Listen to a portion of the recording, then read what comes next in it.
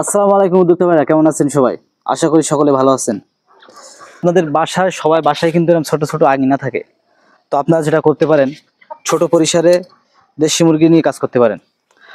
আবার অনেকেই দেশি মুরগিকে বাণিজ্যিকভাবে করতে চাচ্ছেন, তাদেরকে আমি সাজেস্ট করব আপনারা সর্বপ্রথম বাসার পাশে 10টা-12টা দেশি মুরগি দিয়ে শুরু করে দেখুন যে কেমন হয়, আসলে পারবেন কিনা।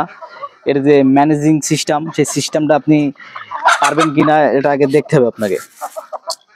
দেখেন, বাসার পাশে কিন্তু খুব সুন্দরভাবে এরকম 10টা-20টা আপনি দেশি মুরগি পুষতে পারবেন।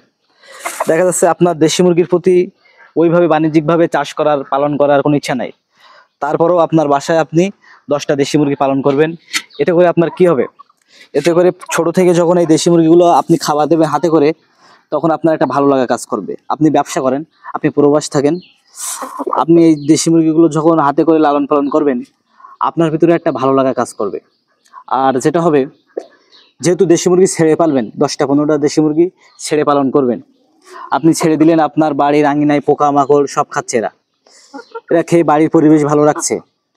এবং এখান থেকে আপনি অর্গানিক ডিম পাচ্ছেন, যে ডিমগুলো আপনার পরিবারের চাহিদা মেটাচ্ছে। পরিবারের আপনার বাচ্চার সকলের চাহিদা, আমিষের চাহিদা, প্রোটিনের চাহিদা মেটাচ্ছে এই দেশি মুরগির ডিম দিয়ে। স্বাস্থ্যকর এবং ফিট খাওয়াচ্ছেন না আপনি, যেহেতু আপনি নিজেদের লালন পালন করতেছেন, এর ভালো খারাপ বিষয়টা আপনি ভালো জানেন। তো আপনি যখন এই অর্গানিক ভাবে দেশি মুরগি পালন করবেন, আপনার একটা আলাদা ভালো লাগা কাজ করবে। আপনি কিছু শিখতে পারছেন, কাজে চাকরিতে ব্যবসা থেকে এসে এদের খাবার দিচ্ছেন, এদের পিছনে সময় দিচ্ছেন।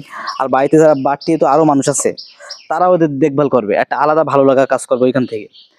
এখন এরপরে যেটা করতে পারেন, যদি দেখেন যে আপনি না, এতে আপনি সাকসেস, এদের আপনি রোগবালাই আপনি নিয়ন্ত্রণ করতে পারছেন, কখন কোন ওষুধ দেওয়া লাগে এগুলো আপনি জেনে গেছেন, তখন আপনি চাইলে একটা বাণিজ্যিকভাবেও চাষ করতে পারেন, পালন করতে পারেন, বড় আকারের করতে পারেন। তবে ছোট থেকে আপনাকে যেটা করতে হবে, ওই ছোট থেকে একবারে উপজেলা প্রাণী সম্পদ অধিদপ্তর থেকে রানীক্ষেতের BCRDB টিকা আনবেন 5 থেকে 7 দিন বয়সে, এসে ওদের এক চোখে 1 ফোঁটা করে দেবেন। এই টিকার নিয়ম ওখান থেকে শিখাই দেবে।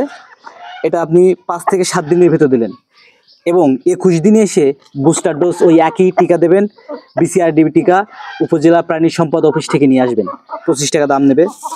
এই টিকাটা যখন দেবেন, আপনার মুরগির ভ্যাকসিনটা যখন কমপ্লিট হবে, আপনার মুরগির একটা রানীক্ষেত রোগ থেকে আপনি বাঁচাতে পারলেন। এবং এই রানীক্ষেত রোগে কিন্তু এই দেশি মুরগির মৃত্যু সবচেয়ে বেশি।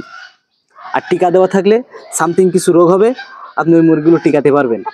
ওষুধ দিলে, মেডিসিন দিলে মুরগি ভালো হয়ে যাবে, কিন্তু যদি টিকা না দেওয়া থাকে, ওই মুরগি কিন্তু টিকাতে কষ্ট হয়ে যাবে। এই জন্য অবশ্যই আপনারা যেটা করবেন, 10টা করেন 20টা করেন, আপনারা টিকা দিয়ে পালবেন।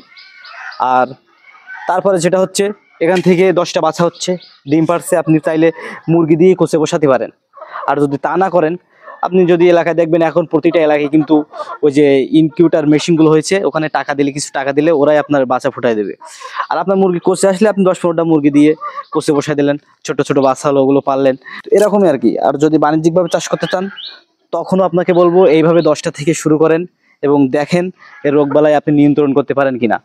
যখন দেখবেন যে না, আপনি এই বিষয়ে সাকসেস, আপনি টিকাতে পারতেছেন, মুরগি কখন কি রোগ হচ্ছে এদের ভাষা বুঝতে পারতেছেন, এদের সমস্যা জানতে পারতেছেন, তখন আপনি বাণিজ্যিকভাবে এই দেশি মুরগিটা পালন করবেন।